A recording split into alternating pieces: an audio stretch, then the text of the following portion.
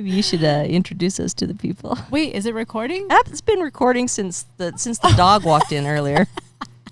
Oh, hey. Hey, welcome to the Hair to Tech podcast. I'm Amber. I'm Jen.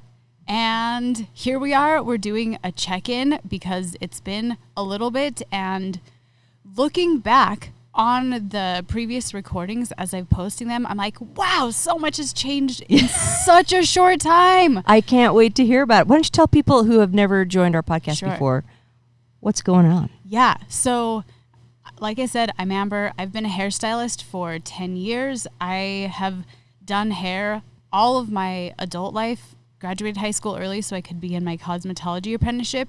This is the only world that I know.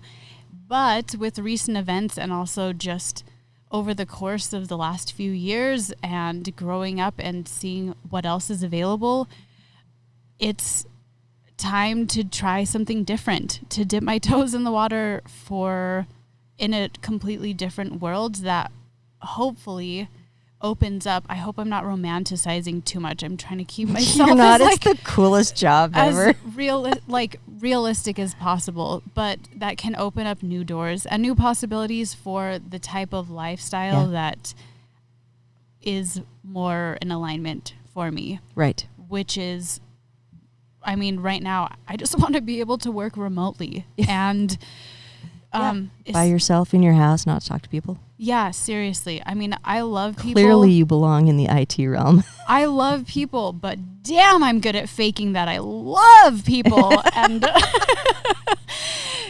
it's just starting to catch up a little bit too much. Yeah. And so this is what we're doing. Jen is a cybersecurity analyst. That's how I even know that cybersecurity is a thing. Yeah.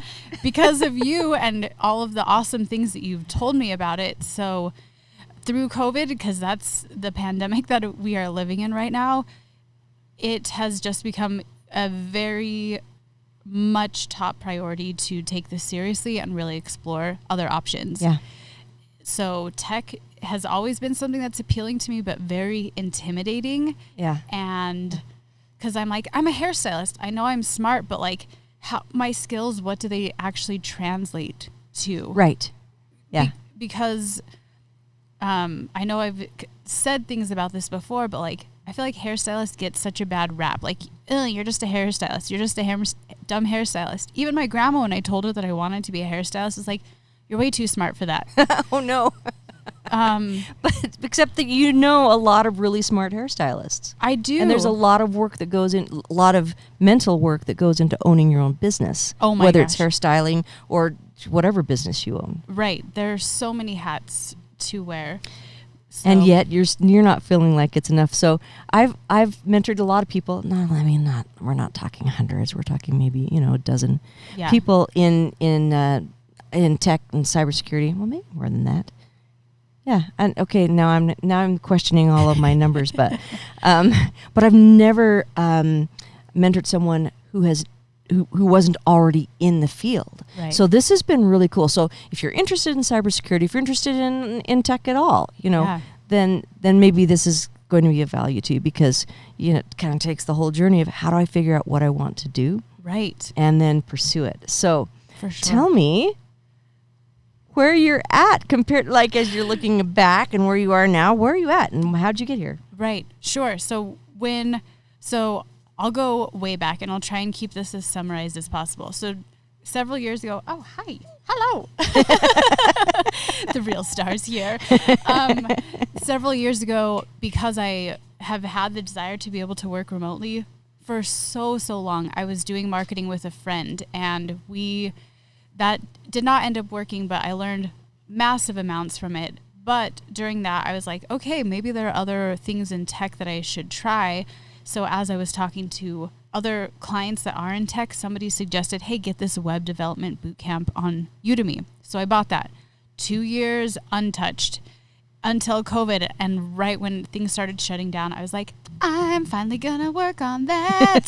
So I did, but I didn't make it that far into it because I, by that time, had made up my mind, like, I'm going to go to a coding boot camp. I'm going to make this a priority over again and just be grateful for where I am in my business and just kind of take a back seat and shift my focus to other things. But then as I was cutting your hair, and also researching different boot camps, I saw that the U offered a cybersecurity boot camp, and I'm like, hey, I know someone awesome that's in cybersecurity. Again, the best career path ever. I absolutely trust, adore, and admire you. So I was like, hey, Jen, there's this cybersecurity boot camp. You know that, and you know me, and I trust your judgment. Is that something that you think I could handle or be good at? Absolutely. Because I don't know. I still, I am still reprogramming my brain to be like, oh, hey, yes, I can do that. Yes, I've been in a very creative field, but that doesn't mean that that is the only creative option. Sure. It doesn't mean that computers cannot be creative. Oh, they're super creative, especially in the cybersecurity realm where you're having to learn and adapt to new things all the time. Mm-hmm. Which I love. I love that. I already do that in hair. I cannot tell you how many times I've woken up in the middle of the night thinking about how I'm going to do somebody's hair that's coming in that week, or watching YouTube videos. I already do that anyway. I already obsess and... Right. When ombre was the new hotness, how do I do the ombre? Seriously. Truly. I know a word. Yes. Well, I know very few. I knew what keylogger was. Yay. Good job. Yes. Woo! Passed the quiz. So here we are. And as I've been doing this podcast with you and just looking more and more into cybersecurity and narrowing it down, I'm so excited about it. I don't know what it is about it, but it is. It's like doing an escape room every single day. It's like constantly a puzzle of, all right, what's the way in? What's the way out? How do we get this? Right. How do we get through these communication paths and either not do nefarious things, but show how you could do nefarious things so that people can fix that. Totally. Because I know your personality with the whole nefarious side would be like, no. Yeah. But there is a part of me that loves that. Yes. Because I love to fool people. I'm like, don't you think I'm so innocent and da-da-da, you know what I mean? But if it can be used for good. Robin Hood status. Totally. That is what I am about. Yep. Amber, mini Robin Hood. I'm wearing green. I'm ready for it. But also the other thing too is at the beginning of COVID, this for me was huge, monumental, that allowed my brain to open up. And I know through Instagram we had communicated about this, but reading the book Mindset by Carol Dweck, wow. Yeah. So if you haven't read anything by Carol Dweck, it's amazing. She talks about the fixed mindset versus the growth mindset. And a lot of times on any side of any conversation, if you have a fixed mindset and don't believe other people can learn and grow, then you can't accept where they are now as opposed to where they have been in the past. Or even for yourself, you don't believe that you can change your mind about things. And so that's that's unhealthy and it's unhelpful. Right. So Carol Dweck, if you haven't read it, 100% go read it. Within the first 15 pages, my mind, I swear to God, I could feel things shifting around and opening up. It was incredible. And I think because of that, to share personally, the past, I would say the longer that I've been doing hair, the dumber I just started feeling. Because I was and it became a pretty big complex for me. I was just I'm too dumb. I'm surrounded by all of these smart people. I'm just dumb. And that's a terrible thing to think about yourself. It was awful. But so that's why reading Mindset, it helped so much. It was so many epiphanies and aha moments that were so helpful, and reframing what smart looks like with the fixed mindset of oh, I'm smart, I'm just supposed to get it immediately. With the growth mindset, effort is what makes you smart. Right. It is what that keep going attitude, the curiosity, that is what smart is. Not, oh, I didn't get this, so I'm just not smart. Right. I didn't realize that I was so fixed. Yeah. And seeing the difference like that, I'm like, hell yeah, I can do something different. Yeah, I'm capable. Yes, I have all these skills. what else am I capable of? That became the question that really opened me up to, I'm going to reprioritize looking into other career options and cybersecurity and tech, because what else am I actually capable of? It would be so unfair to continue going through life if I never gave myself that chance because I was just so fixed. And that's bullshit. And I don't do things like that.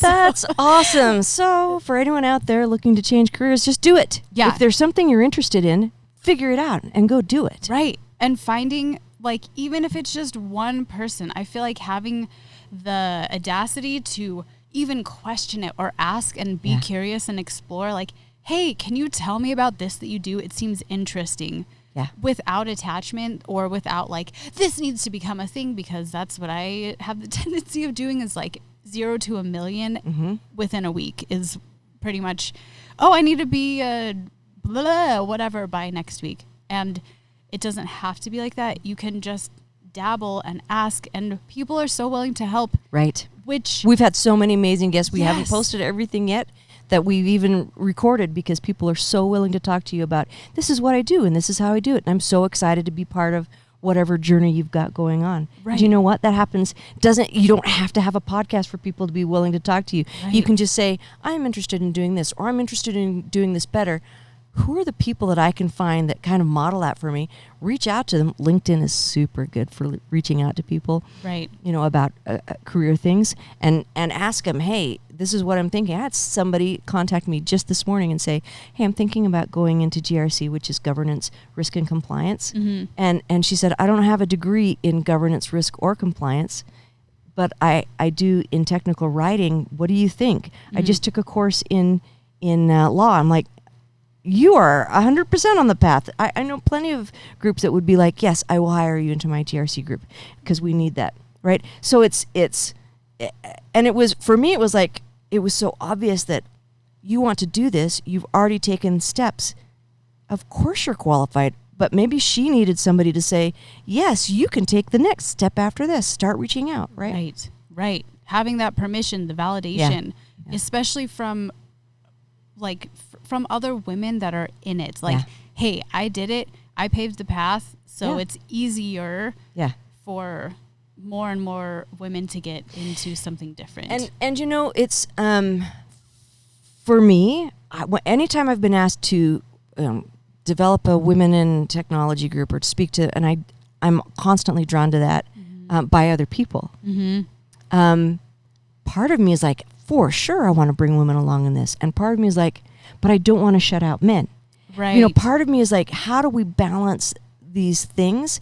And I think one of the things that I've come across that helps me understand it is that just the way men and women tend to pursue career opportunities, men tend to find it easier to just go do the fake it till you make it thing and be like, yeah, I can do this, and then figure it out on the way. And women tend to want to be 100% capable before they even try. So if there is one piece of advice I can give you and all the women out there who are in a similar spot, fake it till you make it is a real thing. On the job all the time. You do not have to be 100% capable of a job before you take it. You can go figure it out on the way.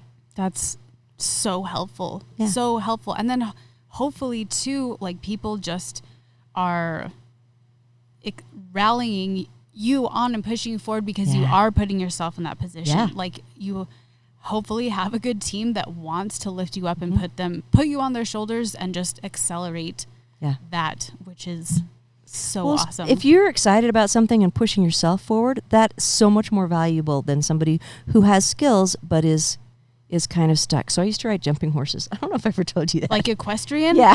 Like English style? Yes. Who even are you? Did you have a sweet helmet like the Oh yeah, I had all that and the horses and so the last horse that I owned was a Westphalian, is a German warm blood, and she was 17 and a half hands high, and she just like a freight train would move, you know. And so but there were other horses that I would ride that they were much more trained than she was, because she was still young and learning.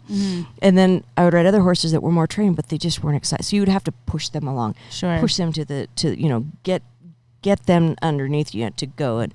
And I would much rather, every time I've ridden a horse that was just raring to go and have to pull them back into frame, than have a horse that's like, I just don't want to do it. Yeah. And as people are working with people, it's the same way. You want some, if you've got someone so raring to go, but they aren't quite capable of doing all the things, that's okay. You can gather that energy and help them focus it into things and make it good for them and good for the organization, good for your team, right? And I think that's what you've got. I think it's what a lot of women out there have, is the ability to say, I'm just going to go do it, and I can do it.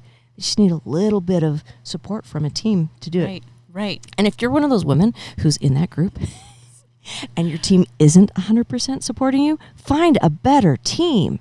Go a different place. Right. That is, I can't remember who we were talking about, or you were talking about that with on the podcast, saying like, don't be afraid to find other options. Yes. That is something that I will keep with me for so long, because I know that it's possible, especially through resources like LinkedIn or other networking events where it's like, hey, I don't have to stay here. Yeah. Which for me, I know is going to be a big mindset shift, because I'm so used to like, if I want to build a clientele, I have to stay here and I have to be this consistent like I see stylists that move around all the time, and I myself have moved around, but it's so different when it's like, hey,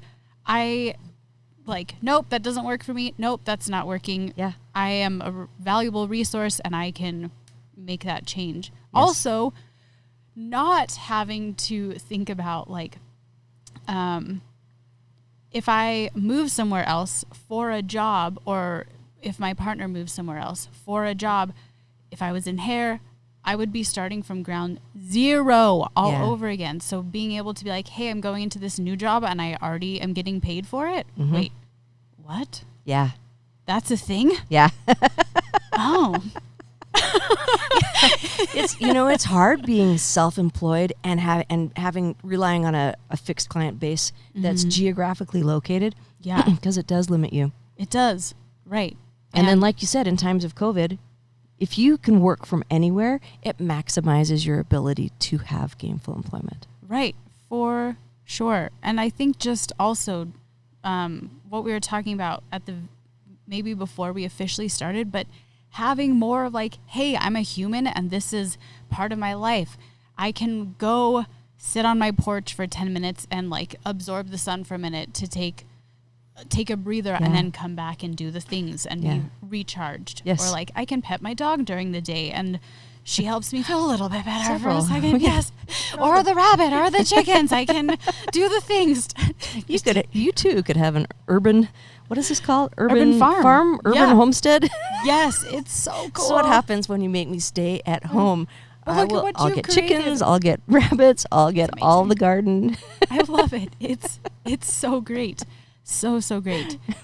So, okay, what I have been doing lately, I've been going through a Udemy course called Linux Crash Course, because as I have been going through and just trying to figure out, like, kind of getting my own syllabus, if you will, before... Creating your own educational path? Yeah. What? Whoa! That's a thing.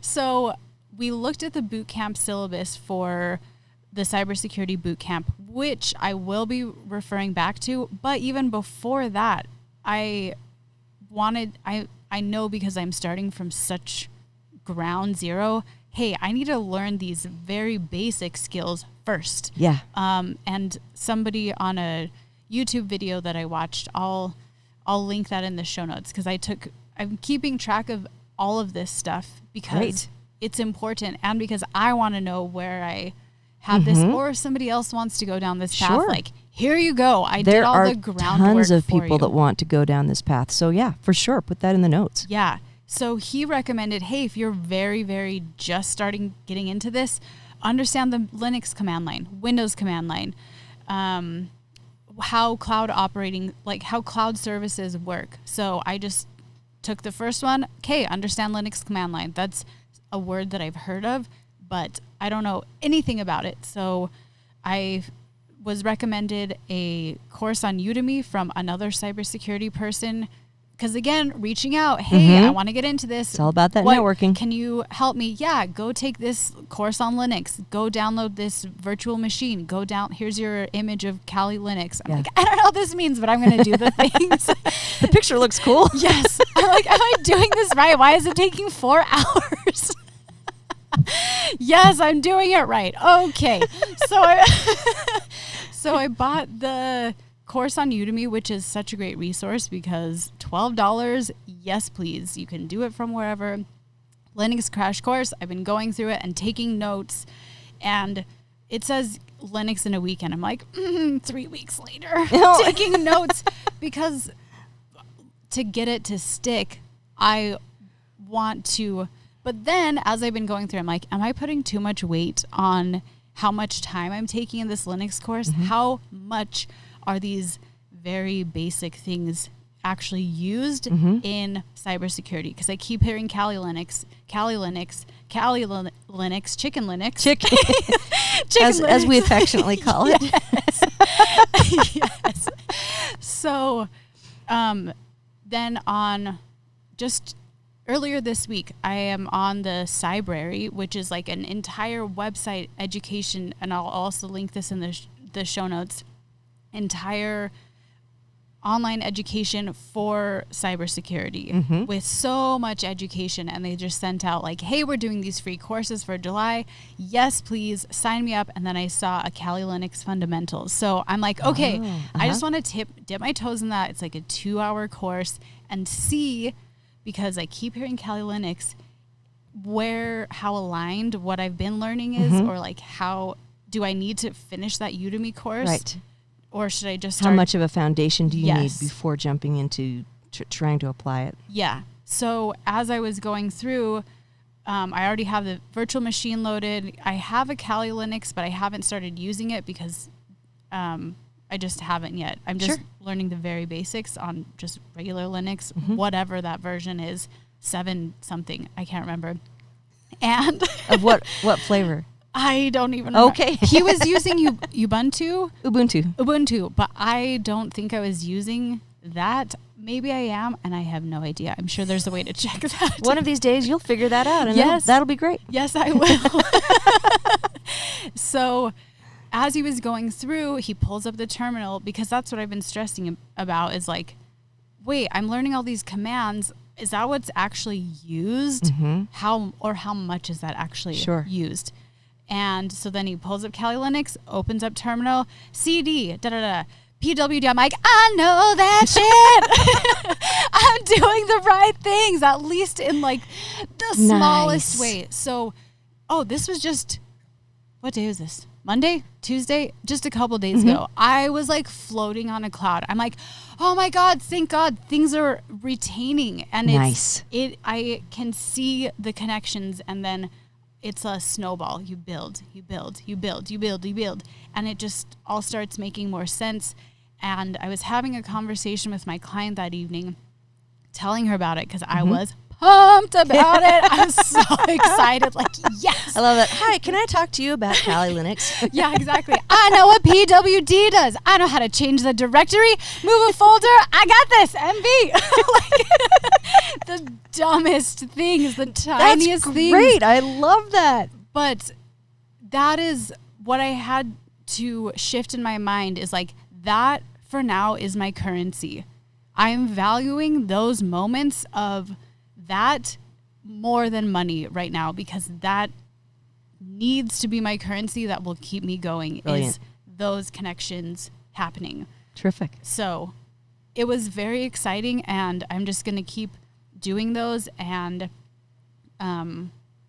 finish the Udemy course. Nice. I only have maybe like several lectures left in that, and then just keep going down. I bought other courses on Udemy, so I'm just going to keep like chipping away at those. Oh, another thing. So Michelle that we talked to a couple weeks ago. Yeah. The awesome. Yes. We talked again on a Google Meet, because I was like, I still have so many questions for you. Oh, that's wonderful. And she wants to get together like whenever it's safe and the things to talk more and continue. When you can actually sit in a coffee house again? Yes. Yeah. Yes. But so she gave me so much helpful information, and wow, just I'm so grateful that people are so willing to share knowledge like that. But something that she gave me is just know what a network is. Understand how a network works. So on my way home from camping this weekend, I'm like, okay, I have service. Let's do some learning while I'm just sitting here. So I was like, how does a computer network? I just Googled it, and then I pulled up this awesome result from IBM that has like very, very lengthy explanations of a network and your nodes and your switches. So just reading those to just like try and absorb while we're going, because when she said that, she's like, when you know what a network is, then you can understand like how to change it. And I was like, oh, that's like in hair, when you understand color theory, you can translate to different color lines because you look at the chart and you're like, okay, in this is what you call a blue. So when I need to counteract orange, this is how it works. So once you understand like the very basics, you know how to navigate it. I just love that your learning framework is completely different from anybody's. So we all, in order to remember things, learn things, and make connections, we have a framework of understanding that we carry with us. Right. You had nothing from the IT world to hang connections on in order to learn things. And so you're doing it in terms of what you know, which is hairstyling. And I love the examples that you give, because it kind of opens up for me a different flavor of understanding things. Right. And it's been good to see like, oh, hey, I like how my brain works. I need to give it a little bit more credit, because making those connections, like that's what makes things stick. So then when I was reading about different switches, I'm like, okay, how would this translate? So maybe this switch would be more like how a demi-permanent color would work versus a permanent color versus a direct dye. You know what I mean? Yes, I actually do. That's amazing. So and like how things talk to each other. It's, I don't know, I'm just trying to piece it together, because again, it's the snowball, it's the building blocks. And I think if ever there is another hairstylist that is considering making a change, because I know there are, like, the very bottom line that I want to get across to other people is like, you are capable of doing something totally different. And yes, it's intimidating. Of course it's intimidating. It's learning something totally different. Yeah. But we need to give ourselves a little more credit for how we absorb and process things and categorize what we're learning. Yeah. Yeah. So, perfect. Yes. So Kali Linux, here we go. And I love the quote that was on I just did a post about this on our Instagram page and LinkedIn. What was it? Something about when you're silent, you hear more. Oh yeah, I read that and I forgot what it was. Yeah, but it's something along those lines, and I love that because it's so applicable to hair too. Like, I swear to God, I read a quote from Vidal Sassoon, and I tried to find that quote, but it's he said something like, I realized the moment that I stopped talking, I started making way more money. It's like, yeah, shut up and listen. Wasn't it your quote from Seneca, or was that some, maybe I was reading Seneca's. What is Seneca? He's a philosopher. Sorry. Oh, wait, Seneca. Sorry. I know Seneca. Is he more like a Stoic? Yeah. Okay. Yeah. Neutral. Surprise, surprise. The Stoics are the philosophers I tend to read. I love that. Yeah. Neutrality is... That is huge. And in the world of D&D, when you're building your character, my kids often have me like take these little tests to find out what my personality is. That's true neutral. I go over and over again. That's true neutral. Amazing. I think that's such a good place to be for any situation. Leaves your mind open. It does. It really does. Yeah. Yes. Well, what's next for you?